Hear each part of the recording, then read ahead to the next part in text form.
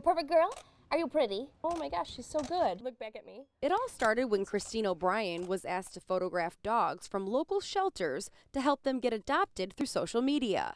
If they're seeing a photo and they can't see into the eyes of the dog, or they can't see what that dog looks like, they're just going to keep scrolling. What I want to frame is just them sitting. Do I get a treat for this, please? That's it right there. Christine's photographs would increase adoption applications exponentially.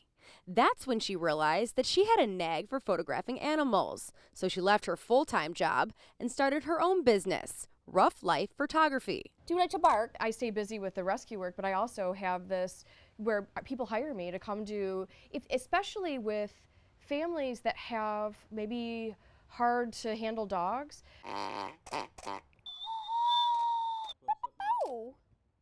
Yeah, I'm the funny noise person. Her secret to taking amazing pet portraits like these? I make noises. So a duck call, this sounds like a cat. You know, like to get their attention, and it works really well. New noise. That did it.